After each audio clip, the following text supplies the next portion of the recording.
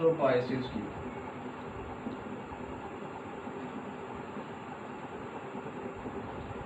जैसा कि मैंने पहले बताया कि एरिथ्रोपाइसिस क्या होता है। Erythropoiesis is the formation of red blood cell, ठीक है, एरिथ्रोपाइसिस कहलाता है। अब देखें कि एरिथ्रोपाइसिस जो रेड ब्लड सेल है वो अपने प्रिकर्सर से मैच्योर रेड ब्लड सेल बनने तक, ठीक है, इस प्रिकर्सर से red blood mature red blood cell बनने तक का जो प्रोसेस है वो 5 डेज़ में कंप्लीट होता है, ठीक है। इसके लिए 5 डेज़ रिक्वायर्ड है। और जो हर सक्सेसिव प्रिकर्सर सेल होता है it undergoes the successive 3 divisions, ठीक है। मतलब एरिथ्रोपाइसिस के प्रोसेस में एक प्रिकर्सर से लेकर एक मैच्योर आरबीसी तक 5 दिन का प्रोसेस है बोन मैरो में, ठीक है। तो इन 5 दिन के अंदर हर सक्सेसिव प्रिकर्सर जो है वो 3 डिवीजन्स अंडरगो करता है, ठीक है। इसके बाद अगर हम बात करें डायमेंशन की,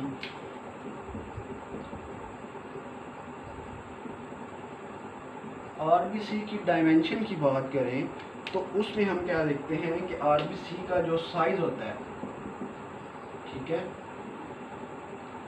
आरबीसी का जो साइज है normally it is average 7.2 micrometres, ठीक है।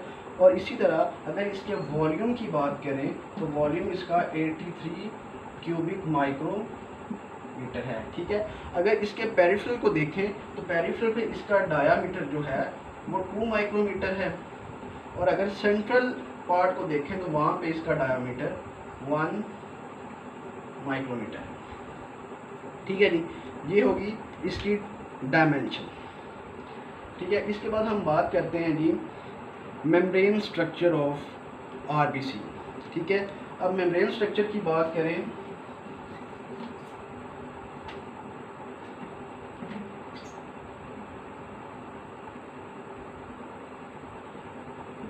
जो आरबीसी की मेम्ब्रेन होती है इसके कंपोनेंट्स कौन कौन से होते हैं। एक फास्फोलिपिड्स होते हैं, इंटेग्रल प्रोटीन्स होती हैं और इसमें मेम्ब्रेन स्केलेटन होता है।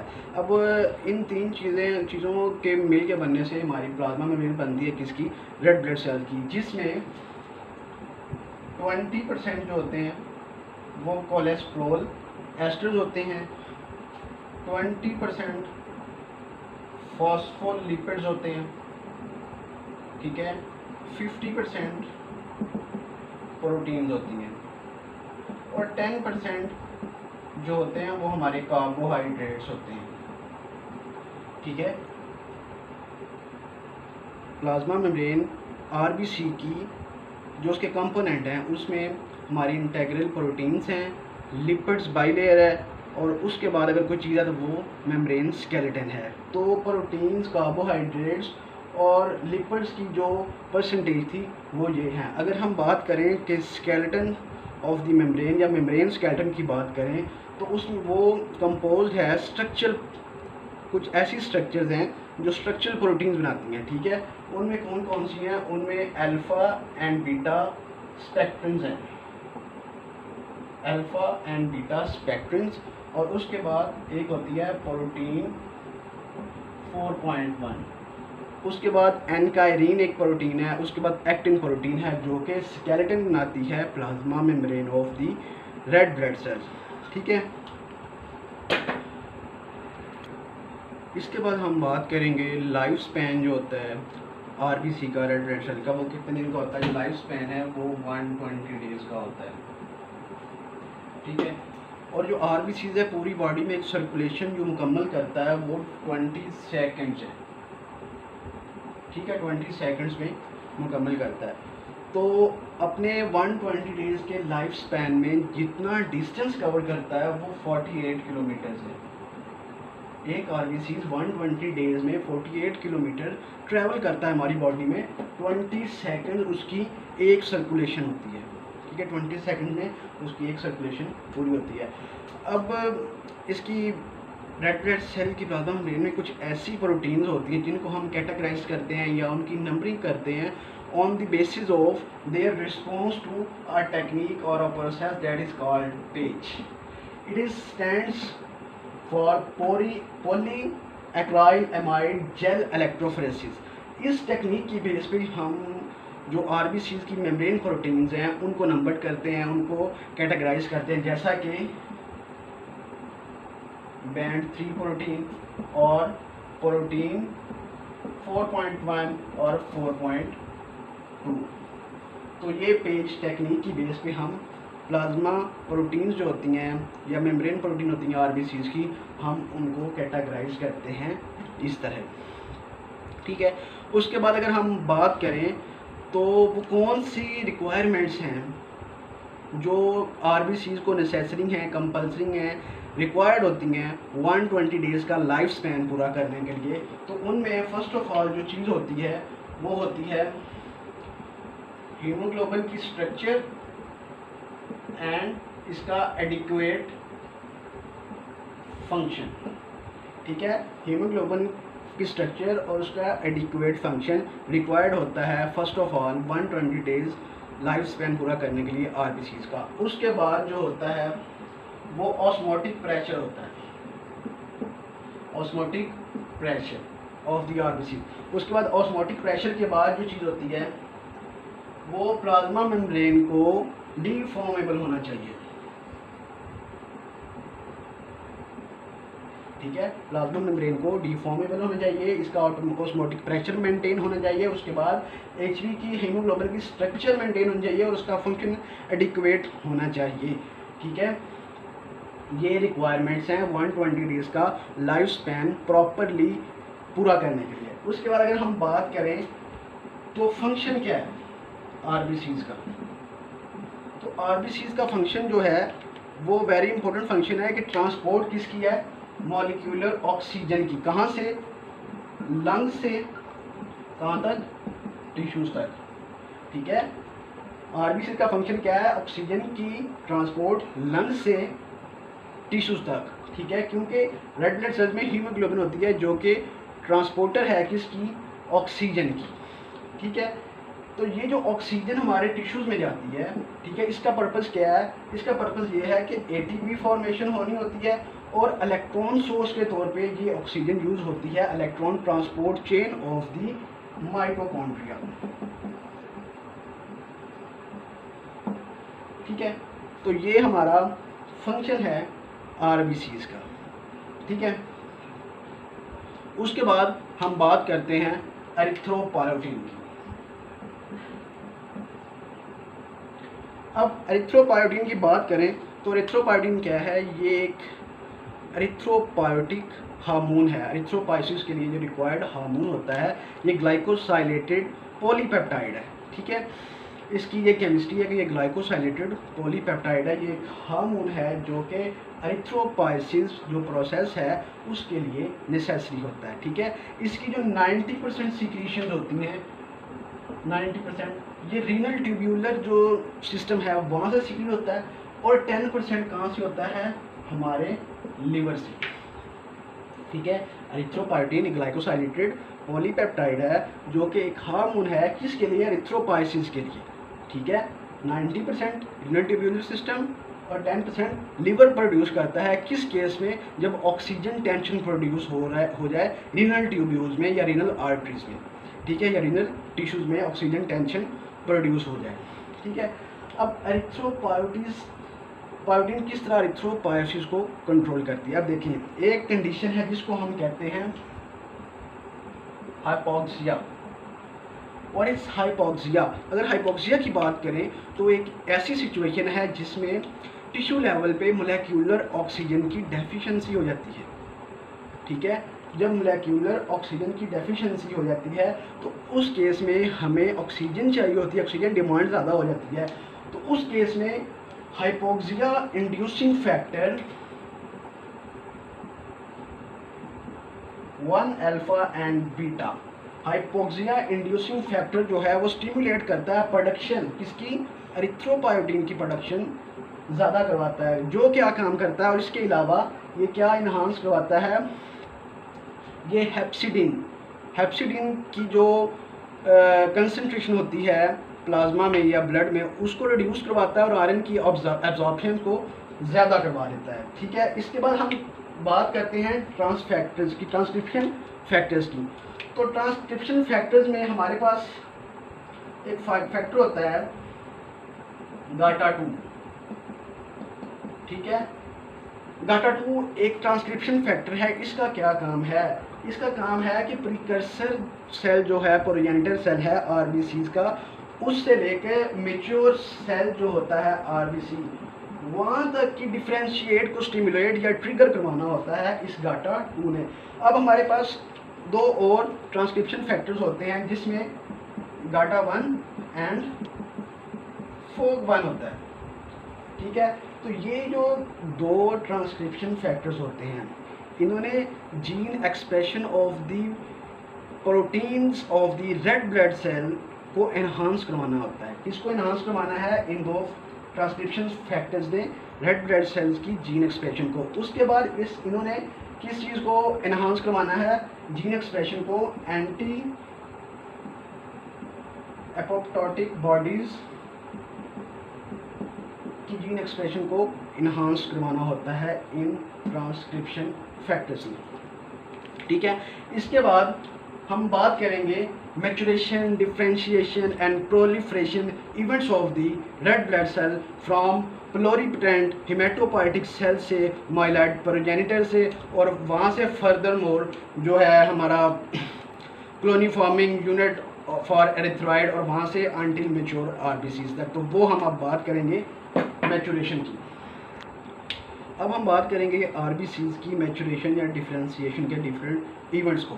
तो आरबीसीज की मैचुरेशन के बारे में सबसे पहले मैं बताता चलूँ कि आरबीसीज के जो प्रीकर्सर्स होते हैं, ये हमारी बॉडी में ऐसे स्ट्रक्चर्स हैं जो कि स्टार्ट में बिगनिंग में न्यूक्लिएटेड होते हैं, लेकिन जैसे ही मैच्योर होते हैं, डिफरेंशिएट होते हैं, प्रोलिफरेट होते हैं, तो ये ए न्यूक्लिएटेड जो होते हैं सेल्स में ट्रांसफॉर्म हो जाते हैं, ठीक है। अब हम बात करते हैं जी कि एक जो मैच्योर आरबीसी है वो अपने प्रोजेनिटर सेल से लेके मैच्योरिटी तक 5 दिन के प्रोसेस से गुजरता है, और हर सक्सेसिव जो प्रोजेनिटर प्रीकर्सर होता है, ठीक है, वो सक्सेसिव 3 डिवीजन्स फेस करता है, ठीक है। तो स्टार्ट करते हैं सबसे पहले haematopoietic stem cell. Haematopoietic stem cell या प्लोरिपोटेंट या मल्टीपोटेंशियल हेमेटोपोइटिक स्टेम सेल या हेमेटोसाइटोप्लास्ट, ये हमारा स्टेम सेल है, ठीक है, बोन मैरो में। अब अगर हमने बात करनी है आरबीसीज की लाइनेज की, तो हम यहाँ से देखेंगे हमारी आती है जी myeloid progenitor,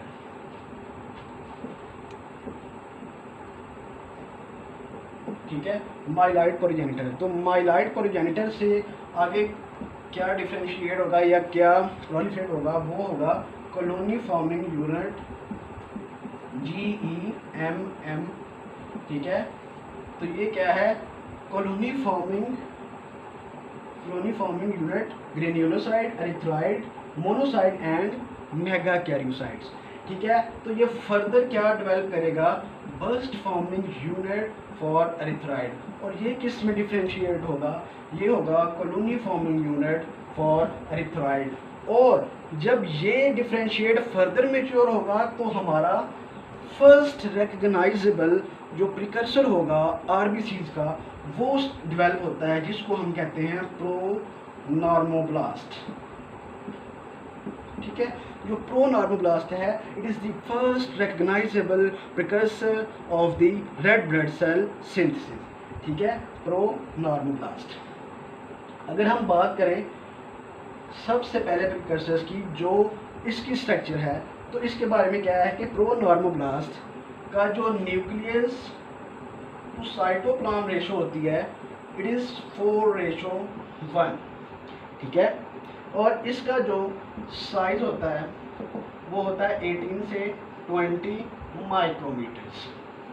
nucleus to cytoplasm ratio 4:1, size 18 से 20 माइक्रोमीटर्स, ठीक है। अगर हम इसके न्यूक्लियस की बात करें तो इसका न्यूक्लियस राउंड होता है, ठीक है। और क्रोमैटिन की बात करें तो वो टाइटली पैक्ड होता है, वो कंडेंस्ड होता है, ठीक है। और उसका कलर जो होता है वो वायलेट कलर होता है, ठीक है।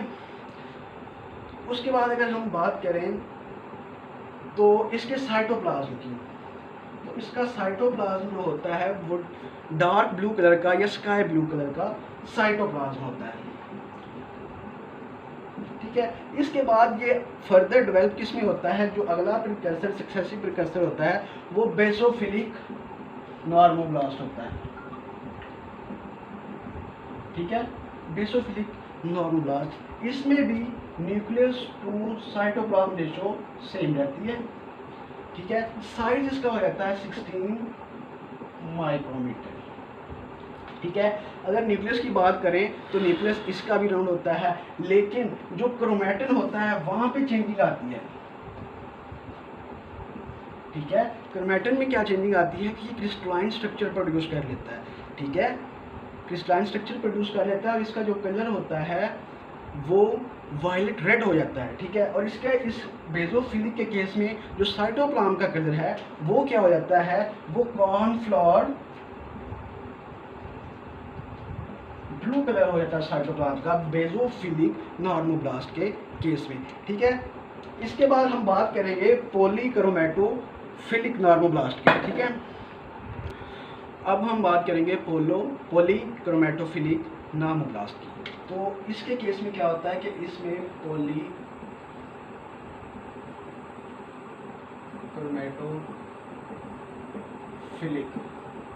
पॉलीक्रोमैटोफिलिक नॉर्मोब्लास्ट, इसमें जो न्यूक्लियस टू साइटोप्लाज्म रेशो होती है, ठीक है, वो क्या हो जाती है, वो रिड्यूस हो जाती है 2.2:1। अगर हम बात करें इसके साइज की तो वो 13 माइक्रोमीटर रिड्यूस हो जाता है, ठीक है, न्यूक्लियस टू साइटोप्लाज्म रेशो 1 और साइज 13 माइक्रोमीटर। अगर हम इसके क्रोमैटिन की, न्यूक्लियर क्रोमैटिन की बात करें तो क्रोमैटिन में क्या चीज आती है, जो इसका क्रोमैटिन होता है वो कंडेंस्ड हो चुका होता है, डेंस्ड होता है और कॉम्पैक्ट हो चुका होता है, ठीक है, डेंस और कॉम्पैक्ट फॉर्मेशन हो जाती है इसके क्रोमैटिन की, ठीक है। और उसके बाद हम बात करें इसके अगर साइटोप्लाज्म की,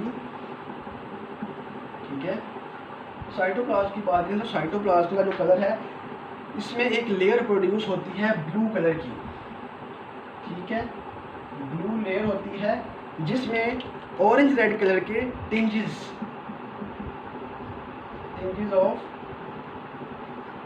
ऑरेंज रेड कलर, ठीक है। हम बात कर रहे थे पॉलीक्रोमैटोफिलिक नॉर्मोब्लास्ट की, तो इसका जो साइज है 13 माइक्रोमीटर और न्यूक्लियर टू साइटोप्लाज्म रेशो जो है वो 2:1 है। इसके बाद अगर हम इसके क्रोमैटिन की बात करें वो कॉम्पैक्टली पैक्ड है, ठीक है, उसके बाद वो डेंस्ड है। और अगर हम उसके साइटोप्लाज्म की बात करें तो उसमें एक ब्लू कलर की लेयर होती है that is tinged with the orange red colour, ठीक है। अब इसके बाद अगर हम बात करें पॉलीक्रोमैटोफिलिक की तो वो ऑर्थोक्रोमिक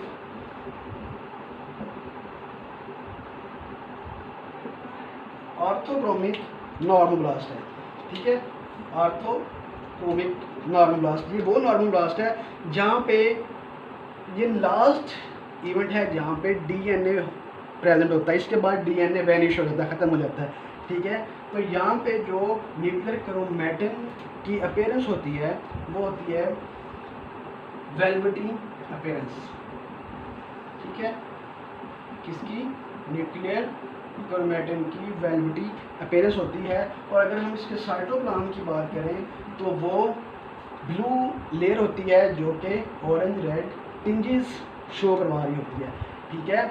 और इसका साइज फर्दर रिड्यूस हो जाता है जो कि 8 माइक्रोमीटर होता है, ठीक है। और साइटोप्लाज्म टू न्यूक्लियस रेशो जो होती है वो 1:1 होती है। इसके बाद अगर हम बात करें तो हम रेटिक्यूलोसाइट की बात करेंगे,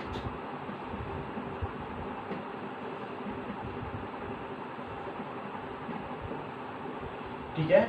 रेटिक्यूलोसाइट ये वो स्टेज है, वो यूनिट है, वो लेवल है मैच्योरेशन का, डिफरेंशिएशन का, जहाँ पे जस्ट आरएनए फ्रेगमेंट प्रेजेंट होते हैं, डीएनए या क्रोमैटिन वेनिश हो चुका होता है, जहाँ पे आरएनए फ्रेगमेंट्स होते हैं, ठीक है। अगर हम उसको मिथाइलिन ब्लू के साथ, मिथाइलिन ब्लू जो स्टेनिंग है उसके साथ देखें तो हमें जो चीज़ें नज़र आती हैं वो होते हैं फिलामेंटस स्ट्रक्चर नज़र आती हैं। अगर मिथाइलिन ब्लू के साथ देखें, फिलामेंटस स्ट्रक्चर होती हैं जो एक चेन में एक दूसरे के साथ इंटरकनेक्टेड होती हैं। अगर हम राइट्स एक्सटेनिंग है, राइट्स स्टेन, अगर हम राइट स्टेनिंग करें रेटिक्यूलोसाइट्स की, तो हमें रेड ब्लू कलर के बड़े सेल्स, लार्ज सेल्स अपीयर होते हैं जो कि रेटिक्यूलोसाइट्स हैं, जिनमें डीएनए प्रेजेंट नहीं होता, आरएनए प्रेजेंट, आरएनए के फ्रेगमेंट्स फिलामेंटस स्ट्रक्चर की फॉर्म में चेन में एक दूसरे के साथ कनेक्टेड होते हैं। ठीक है, इसके बाद ये फर्दर डेवलप होके क्या बनता है, मैच्योर रेड ब्लड सेल। ठीक है, अब मैच्योर रेड ब्लड सेल्स की जो डायमेंशंस थी मैं आपको बता चुका हूँ कि स्ट्रक्चर होती है बाइकनकेव। ठीक है, जो उसका सेंट्रल डायमीटर होता है दैट इज़ 1 माइक्रोमीटर एंड उसका पेरिफेरल डायमीटर जो होता है वो होता है 2 माइक्रोमीटर, उसका size 7.2 micrometre and the volume is 87 cubic micrometre. And this was all about the erythropoiesis and haematopoiesis. अल्लाह हाफिज़।